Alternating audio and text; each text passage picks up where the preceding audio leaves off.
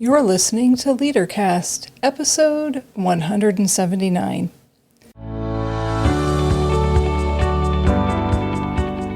Welcome to LeaderCast, Transforming Missions podcast with Tim Bias and Sarah Thomas, providing you with insights and resources you need to lead a movement of Jesus followers. In this second part of a conversation with April Casperson, we cover a lot of ground, from what has changed in community and the church in the last 30 to 47 years. Yes, there's a reason why it's 47 and not 50 or 45. To taking the first steps towards diversity and inclusion in our local congregations, to deepening the conversations, to holy moments where we recognize barriers and open ourselves to being transformed by God.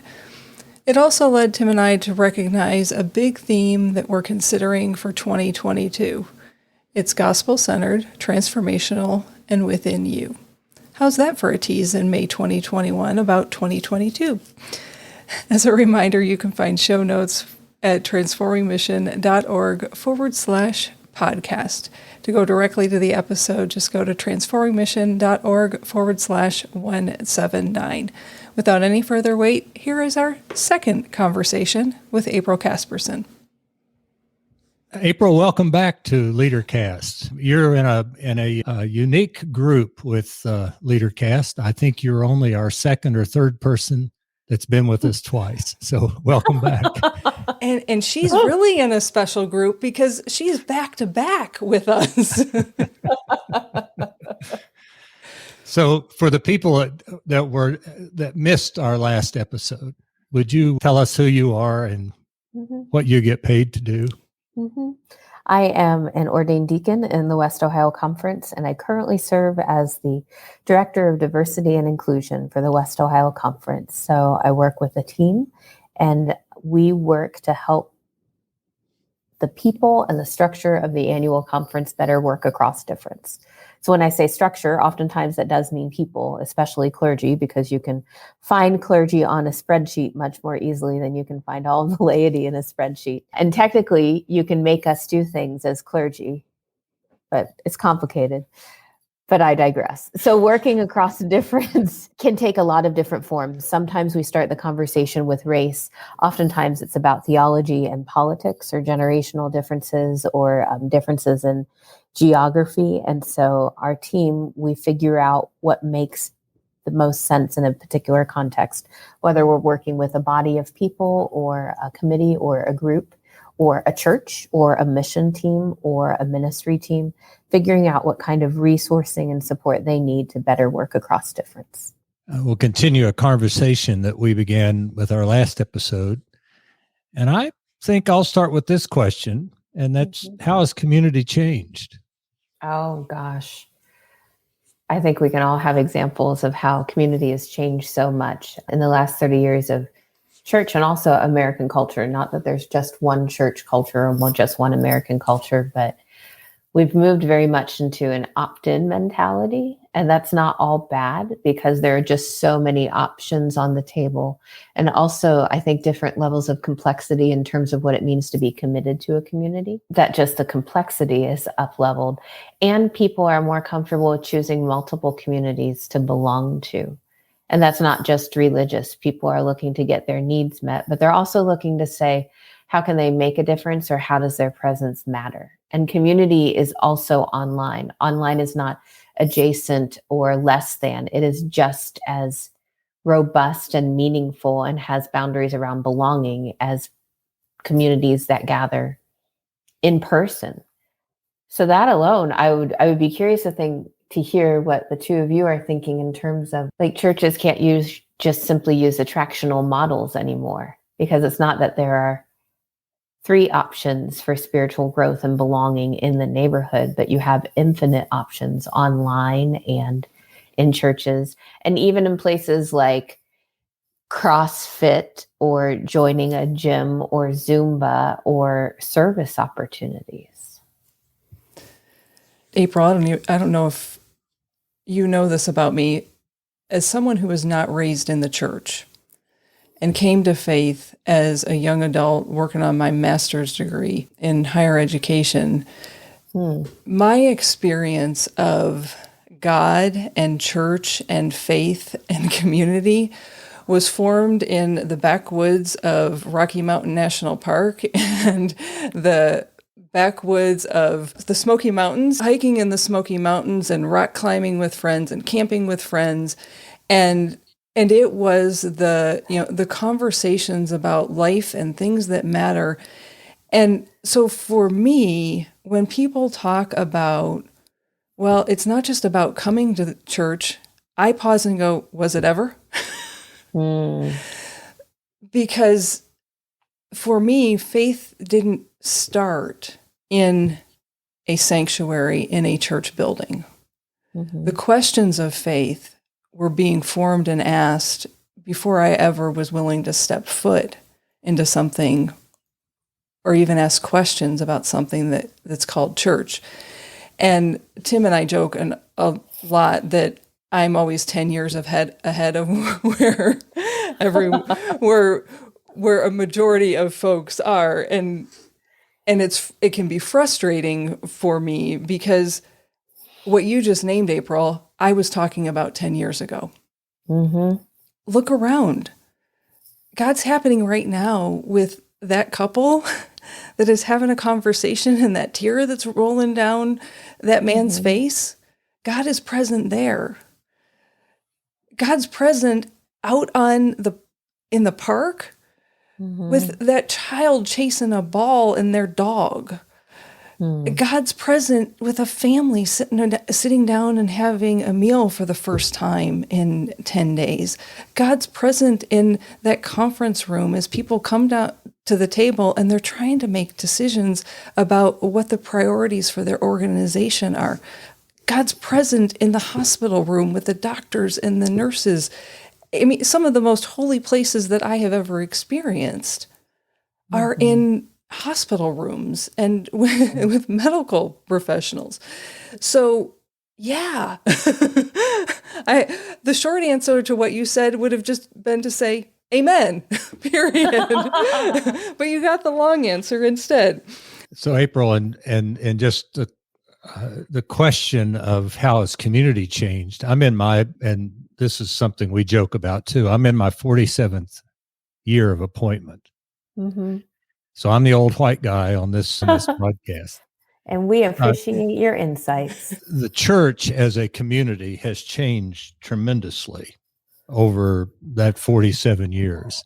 Because when I started, the whole idea, whether it was right or not, it's not a value. But what we were doing when I started was that you did as many things as you could to get people into the building. Mm.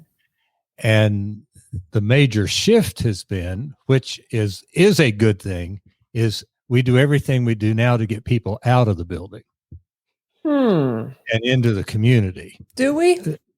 Well, that's the shift for me. Well, I'm coming to where the shift has been for me, because in the years that I've been in ministry, I've shifted then from trying to get people in to getting people out of the building. Lynn Sweet calls it the good ministry, get out of doors, GOOD, that kind of ministry.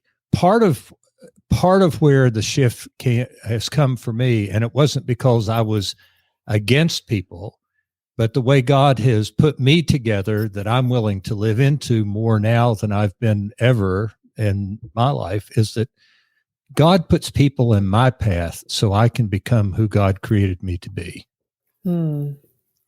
So whoever I'm engaged with or encounter, it's a gift for me. I look at it so I can become more who God would have me be.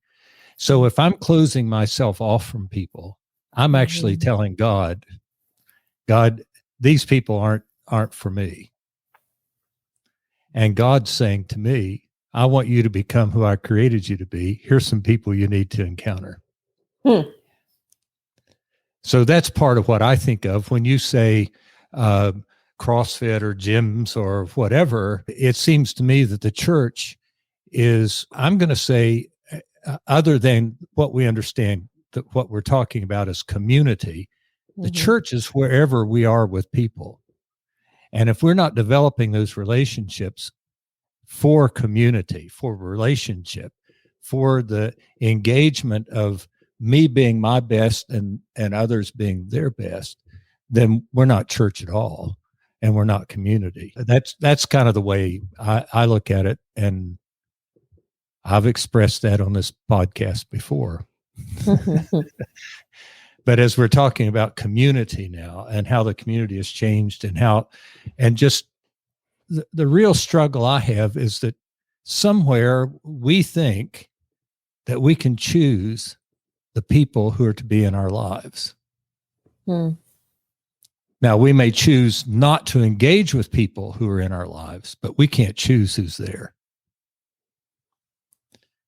And God puts people in our lives so that we can be who we were created to be. And so it's always a growing, it's always a learning, it's always a maturing. The brokenness in my life comes when I just get to the point where I cannot take any longer somebody saying, you're not welcome, you're not involved, you're not, and they don't say it that way. They just exclude, they marginalize. And that doesn't have to be in the church. It can be on the street corner. So that's far more than what we needed for this conversation. No, it is needed, Tim. And what I'm sitting here thinking is the thread that I'm hearing between what the three of us have said about the shifts in community and our experience of community is, at least for the three of us, being able to see and name the presence of God is an essential part of that.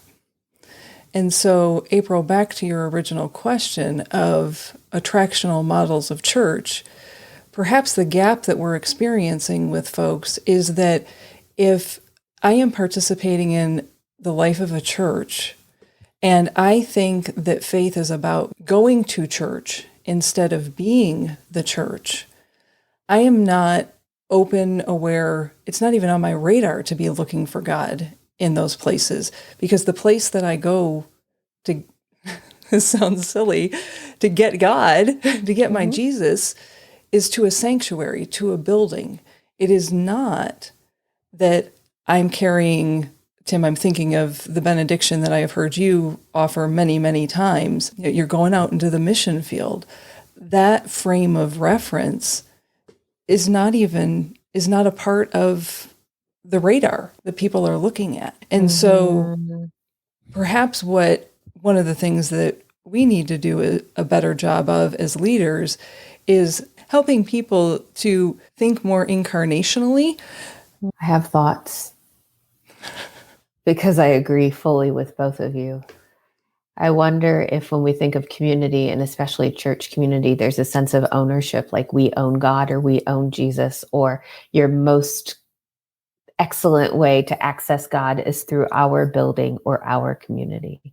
And yet community is not about ownership, which allows you to exclude if you own a community. But community is about being and being together and flattening things out. There's an awful lot of parallels with thinking about community and whether you own it or whether you're in it together, and anything related to diversity and inclusion, because there's oftentimes a layer of ownership or, oh, what if we let in the right kind of other or right kind of minority? And that doesn't have to be about race. It could be about, they come from a different social class, but they're all right. And how much of our church life over the last 30 years, we've been able to become complacent because it works even when we have these unhealthy dynamics around owning our buildings and our community. What do you two think about that? Well, just first thing that comes to mind, if I may say it this way, my church would never do that.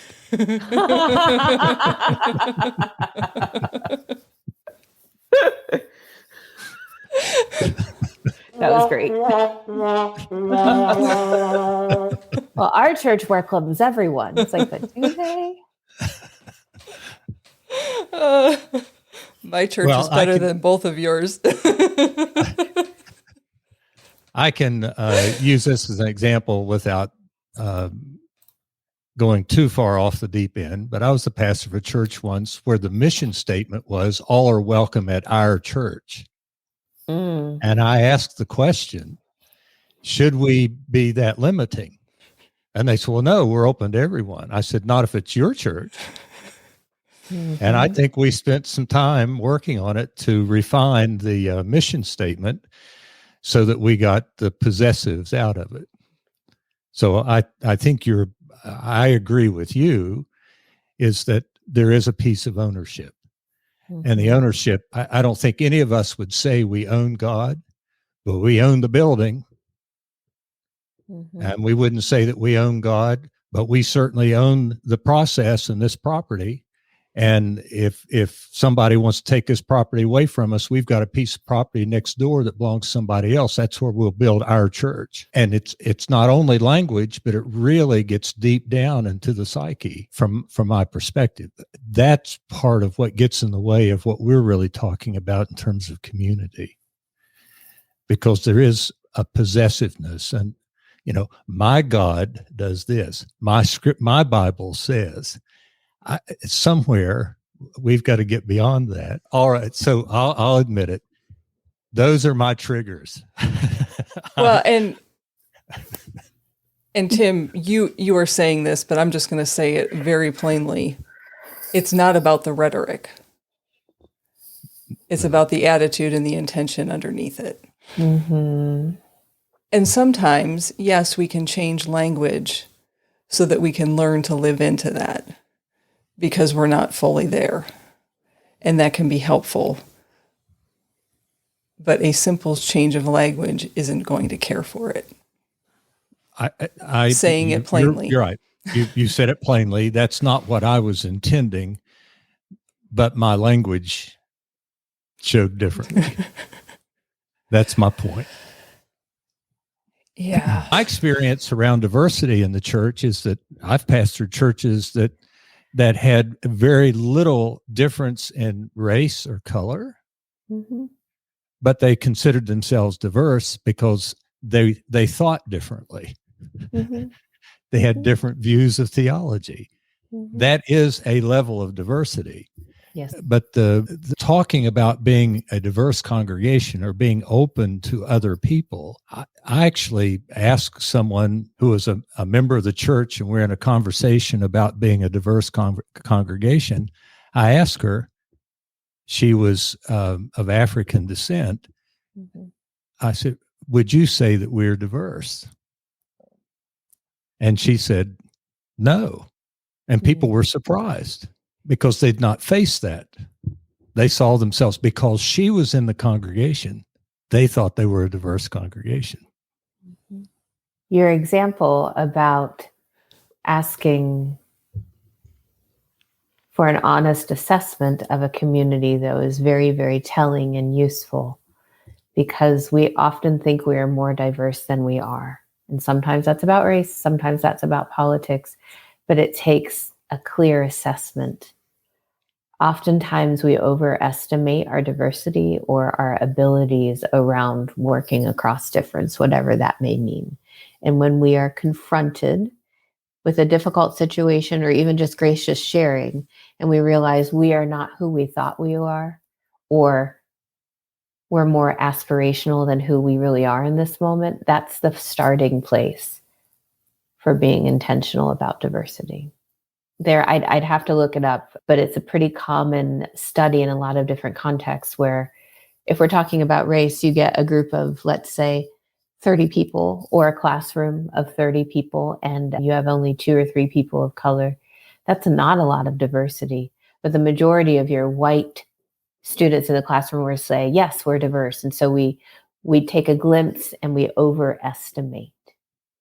But then on the flip side, this is a negative example in a different direction, where if you'll take a debate or a live performance or a newscast, and you figure out the gender breakdown of who is talking, we often assume women are talking much more than they are. And then when we're confronted with the data, women only talked 20 to 25% of the time. Wow. Yeah. Probably not on this podcast, but which is all right. So the clarity of a clear assessment of reality. Mm-hmm. And isn't that the gospel narrative, an honest reckoning of who we are and a path forward to growth and salvation? But we can't have that without that awakening awareness of who we actually are. Sounds almost Wesleyan. April, the work that you do is you help folks have these conversations. So where do people start? How can people start? I think we've pointed to some things already, but would love to hear your perspective on what you might say to folks that are listening who have been hearing our conversation and might want to have conversations that take them to the next level of community and diversity and inclusion in their community. Mm-hmm. I think, and this works for those who may be the clergy leader of a community, and it also works for those who are laity. If there's a desire to learn or grow, or you want things to be different, that is where to start. And even and especially if you don't know what to do, if you're afraid that you're going to do it wrong, that's okay. It is harder to get people from not caring to caring than from caring and not knowing what to do to taking action, if that makes sense. If you have a group, if you have a conversation circle in your church where people are saying we need to do more, read a book together. Like that can't be all that you do, but you start from where you are. And there are an awful lot of options. There's Building a Healthy Multi-Ethnic Church. That's a book that I believe it's a 7 or 8 week Bible study, and it fits for a whole lot of different theological backgrounds. So it's not necessarily for a liberal or a conservative or middle of the road church. It's accessible for diverse viewpoints, and it's a 7 or 8 week pathway through reflecting on race in the Bible in a way that's not too threatening, but asks hard questions. But then you can also go in different directions. Austin Channing Brown's book, I'm Still Here, is an excellent book. And she posted recently on social media, she said, this is the kind of review I like. And someone said, I did not like your book, but I kept reading it. The waters are troubled. Good work. And our first steps always begin with stories. If you're white, there are some different layers because you don't want to say, well, let me call my Black friend and have them tell me stories. But at the same time, if you feel that you have a good relationship with someone who is different from you, whether that's race or politics or gender or generation or where you grew up or how you've been shaped and formed in faith or in education, you can say, can you just tell me your story if you're up to that? And then sit and listen and think about what is surprising and let them tell their story without you interrupting and telling them, well, what I see or what I think. Like those are your first steps.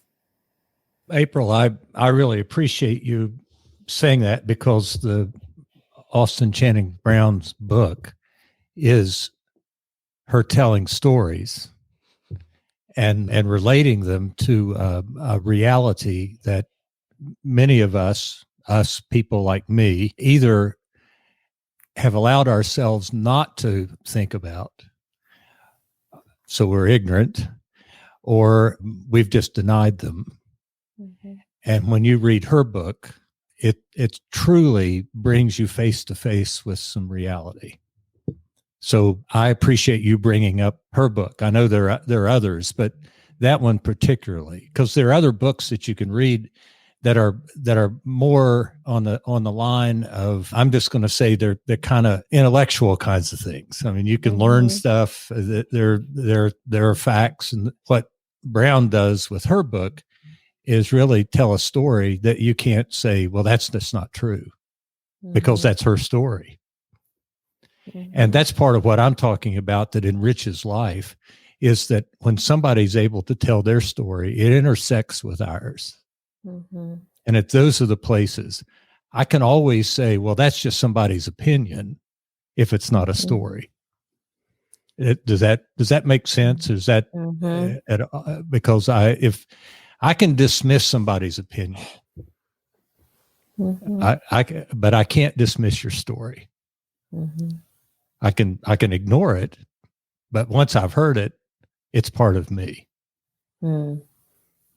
If we have a church that maybe has read a couple of books or they've had a couple of conversations around any form or multiple forms of diversity, I think the next step is to get out the doors and build relationships. But again, it can't be about ownership. Like, we found a Hispanic or Latinx community and they get to belong here too. But simply go and build relationships. And through the honest sharing and relationship building, maybe there's some pathways of mutuality where you can each learn and serve each other. So it's a flattening out of community and taking away the ownership or demanding that the people not like you have to do things the way you do. April, I'm asking this question for the person that is listening to this saying, I hear people say, go build relationships. And I'm also hearing you say, how I've built relationships isn't what I'm supposed to do. Can you help me understand, what does that look like? I think that if someone is wondering if they are caught between the two, that mandate to go build some relationships and also thinking, oh no, am I using my minority friends? You can open up the door and ask the person who is different from you, I am now aware of things in a new way. Would you be willing to share with me what you observe or what you want me to know? It's a dance. It's a dance. But one of the things that's so sneaky about trying to solve problems when we encounter people different from ourselves is we love to have a checklist and say, well, if I do these 7 things, then, I won't be prejudiced or racist or biased anymore. And it just doesn't work that way. It would be so much easier if it did. But then at the same time, we would actually have healthy, vibrant communities if we could learn our ways out of these situations or just watch a couple webinars and say, we fixed it. Right. Mm-hmm. The fruit and the hope of this work is transform lives and relationships. It's not that we have to have data to prove that a church or a community or a ministry leader or layperson has grown in working across difference. But at the same time, the way that we view and prove transformation is through stories of transformed lives.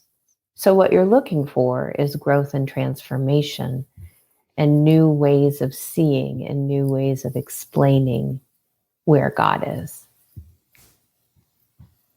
And sometimes those are small micro moments.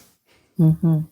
The image that's coming up is one year when I was serving in Cincinnati. It was the summer program that we started, helping folks to serve in the city and get connected to the community around them so that they could build those relationships and continue serving. And every night we would celebrate and worship by naming where did we see God's presence that day. I literally have an entire box of places that people have written down where their eyes began to open and their hearts began to change because the differences that they were experiencing in and through the people that they were serving alongside were helping them, going to use Tim's phrase, to become who God had created them to be. And it was messy and it was uncomfortable and it was beautiful and it was life-giving, but they were small moments. And those small moments helped them take the next step and take the next step and take the next step.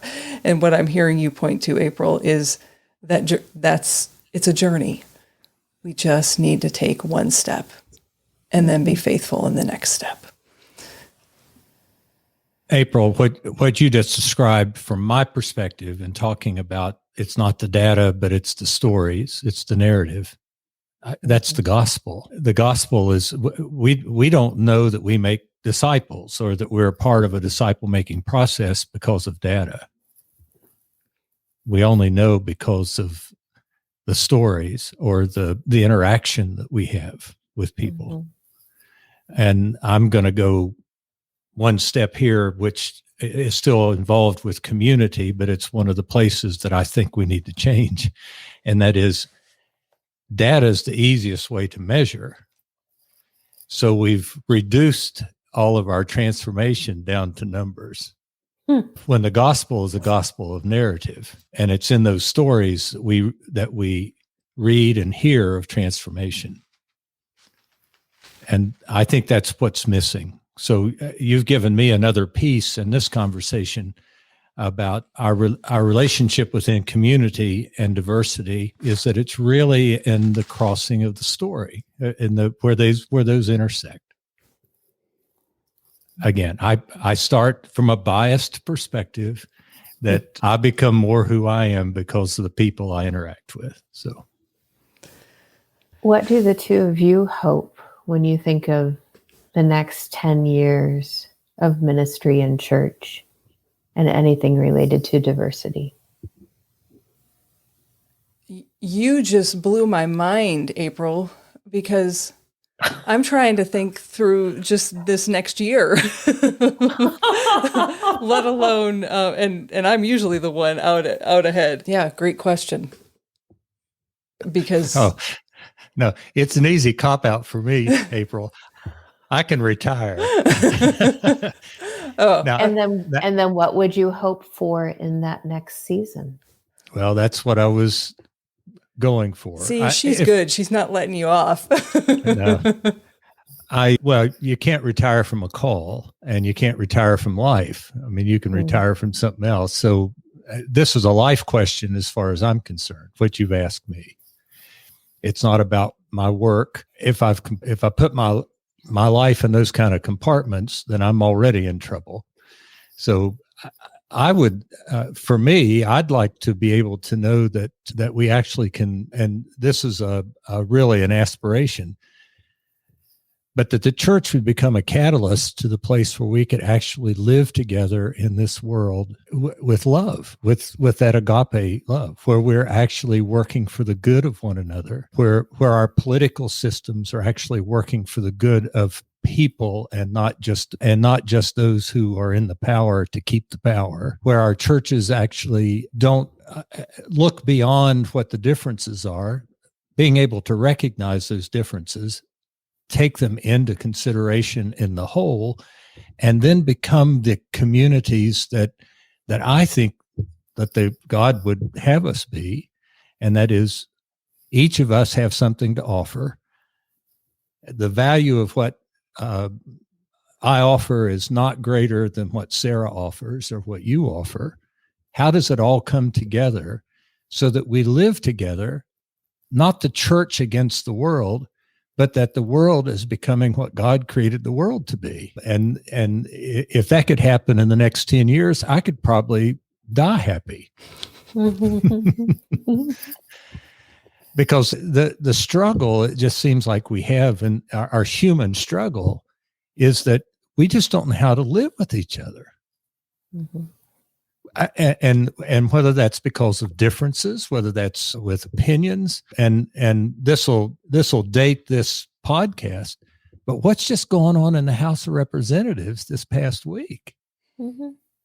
I mean, I don't know that I've ever cried over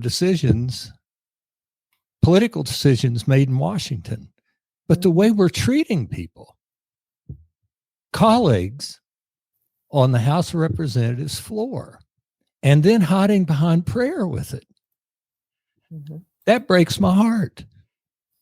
I would hope in the next 10 years we could even get beyond that. Mm-hmm.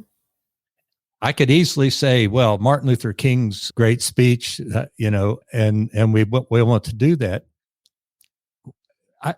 We have used that to the place where we don't do anything. Mm. We talk about it in aspirational terms, but that's what you ought to be doing. I don't need to do that. You need to do that.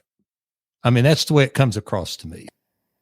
Tim, I think you hit on a lot of the things that were running through my mind as well. But I think the word that comes to mind when I think about, okay, Jesus, who are you inviting me to be? Who are you inviting our community to be? Who are you inviting the church to be in all its forms? Is how can we offer grace to one another? How can I be grace to April? How can I be grace to Tim? How can Tim and April be grace to me? How can it's love. I'm just saying it in a different way. I'm not talking about the cheap grace. I'm talking about the costly grace of what does it look like to be in messy, beautiful relationship with people, and recognize the pain and the hurt that exist in our world, and how do we work together to be a force for good and love. Faith in church for me has never been and is not an authentic expression, and somebody's going to turn us off right after I say this, if it's simply about showing up and checking a box on Sunday morning. I think Jesus invites us on a journey with him that's got to be lived out. It's not going to be lived out perfectly. That's why I like being United Methodist of growing in grace, because there's that journey. And so what does that look like? Practically, we better get down on our knees and do a heck of a lot of repenting. Because we need to turn a different direction. And that direction isn't turning our backs on one another. That direction is turning towards one another. Because the vitriol that Tim has described is infecting and infesting every relationship. I mean, how many friendships and families in recent years, and we probably don't even have to go to years, have been frayed because of the way we are treating one another and not treating one another in love. The question that I often come to is, okay, what's the most loving thing I can do here? Sometimes the most loving thing that we can do is, yes, call people into a conversation about what's happening. Sometimes the most loving thing that we can do is shut our mouth. It's not a one-size-fits-all. Sometimes the most loving thing that we can do is show up and stand shoulder to shoulder with people. Sometimes the most loving thing that we can do is weep with people, even if we're watching them on television. April, what's your hope for the church? That we turn into healthy communities that co-create with God, and we get out of our own way, and we stop thinking that we have to own everything in order for it to be deemed good or fruitful. She just did that in 2 sentences, Tim Bias. I'm not a long preacher. It's been a problem until COVID, and now people are like, great, 12 minutes, no problem. That's well said, April. Very well said. And we don't have to get it right, but we have to be honest about who we are. I don't want to have to shed small or big parts of myself in order to think that I'll be accepted by going into a church. And we shouldn't implicitly or explicitly demand that of people who are looking for Christ, because we don't own Jesus. April, when I hear you say we don't have to get it right, would I be correct in saying that we don't have to be afraid of not being right? I think that's part of what paralyzes some of us. I'll put myself in that as well, is that if I can't be right, and I think the perfectionism is part of what Sarah was talking about, that if I can't be right, then I'm just not going to do anything.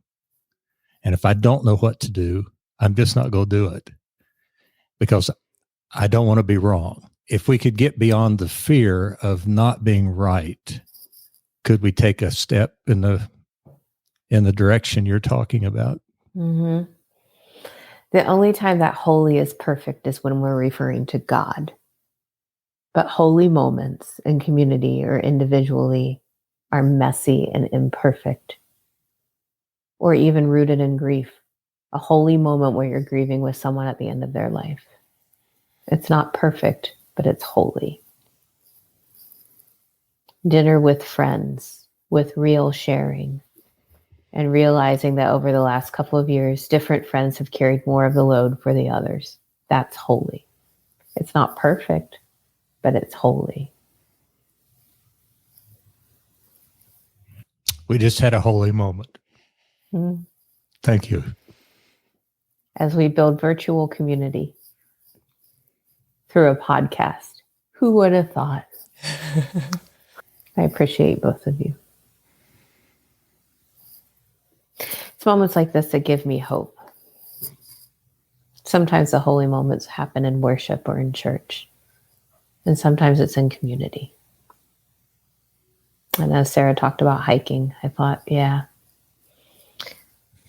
that's also God.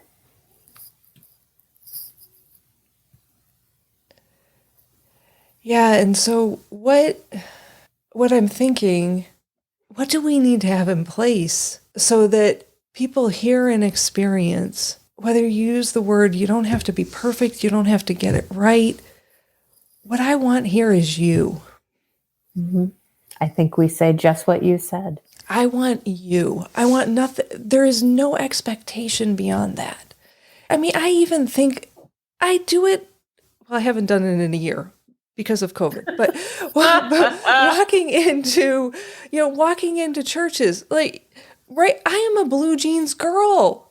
That's who I am.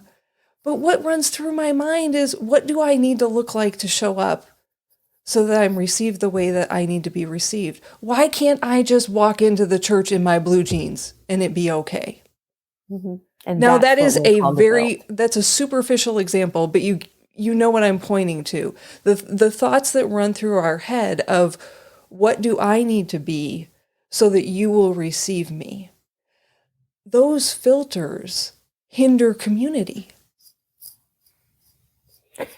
It is not a superficial example. I will answer with one of my own. I'm pretty sure I went 7 years in pastoral ministry as an associate pastor before wearing open-toed shoes up front. And some of it was just because I wanted to look professional. And I thought, how can I take away one more thing where someone could say, well, she's not like us? So that's our work in ministry as leaders and in churches, is to say, what are the barriers that make people put up walls? And how are we telling them implicitly or explicitly that not all of you is welcome? Because let's be honest, we are all imperfect beings. Even if we have a little card that says, I'm a member of such and such UMC church, and we look good, and we have a nice website, and look at our pretty sanctuary and the new renovations we've done. We may have all the trappings of religion, not faith, but religion. And yet we still need Jesus. So are we turning our fear of being fully seen and fully known and turning it outward so that we are pushing people away when God is saying, look, you're all in this together? I think that's our hope. That's our call. That is our call. That is amen. I have a lot of feelings about it, as you can see, but that is our call. May it be so. May it be so. May it be so. Mm-hmm. Anything that we haven't asked you, April, that you want to offer to the folks who are listening, or final word of wisdom? If you/we are scared or apprehensive, but we feel like there's more, it means we're doing it right. And perhaps this is a season, perhaps such a time as this, in this new racial reckoning of America, and an awareness of difference, and especially younger generations being utterly comfortable with being around those who are different from us. Our call is to be church that truly welcomes all. Amen. Thank you, April. Thank you for giving us a double portion. Thank you for doing what you do, and for leading how you lead, and narrating what we need to talk about as a community. Tim and I say many times after we finish having conversations like this with folks, this is the best part of what we get to do. Mm-hmm. My hope is that for the folks that are listening, that this might be a podcast that you say to one of your friends, hey, can you listen to this? And can we have a conversation? And then you invite them to do the same thing with another friend. And that in some small way, if something that we said here helps you all to have a conversation, then we have done what I hope that this podcast will do. Amen. Tim, anything that you want to offer? April, I've expressed this to you before. I am a better person. I am more who God created me to be because of you. And part of our conversation over the last two episodes, and especially today in this one, what I've taken from this, and it's only a small part, but we don't have to hide in our churches. We don't need to hide in our churches and be afraid that we're not going to do it right. And the other image that comes to mind related to that is a lot of the churches that I go to throughout the district, somewhere in the building, there's the picture of Jesus standing and knocking at the door, and the doorknob's on the inside, not on the outside. Growing up, I heard a lot of evangelists say things like, the doorknob's on the inside, so you open the door and let Jesus come in. But I think hearing you say that I would agree with 100%, and well, I was going to say 150%, but I could just go 1,000%. I agree with you totally. And that is, the doorknob is on the inside, but Jesus isn't coming in. He's saying, come on out. And don't be afraid, because I'm with you. And if I want to put that in some theological terms, Paul said, let this mind be in you that was in Christ Jesus. If Jesus is the embodiment of love, why can't we follow him into the community? So it's not so much opening the door to let Jesus in as it is opening the door to say, okay, Jesus, I'm ready to follow. Where are we going today? Who are we going to see today? Who gets included in my life today? How do I get to become more who God created me to be today? So I have the opportunity, because I am on this podcast, to say things like that, but I'm hoping that people who are listening would at least open the door to Jesus and to the great creation that he relates us to because of God's great love in him. So thank you. You now know why I titled this episode Holy Moments. It's our hope that as you listen to this episode, there may have been a moment that you paused and encountered God and recognized a next step that you need to take. It's also our hope that these two episodes, episode 179 and 178, will serve as catalysts for you to have conversation about diversity and inclusion as people of faith. So here are the questions for this week's Write It Down and Talk It Out. Who do you want to invite into conversation as a result of being aware of things in a new way?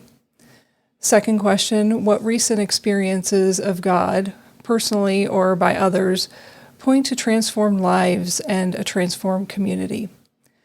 Third question, what is a transformation story you can share? For example, it can be as simple as the transformation from self-centered to God-centered thought last Tuesday after a meeting. It doesn't have to be a huge moment in your life. We want you to think about daily life, about your current responsibilities, about personal experiences and ongoing learning. And finally, what is being transformed in your life, in your ministry, in your local church? Those are all questions for both Write It Down and Talk It Out. Here's a couple that you might want to talk it out with others. What is your hope for the church in the next 10 years as it relates to diversity and inclusion? And the next question is, what barriers exist in your community that are stopping people from encountering God? And how will you find out? Once again, as a reminder, you can find show notes for this episode at transformingmission.org/podcast, and you're looking for episode 179. Remember, who you are is how you lead. Bye for now.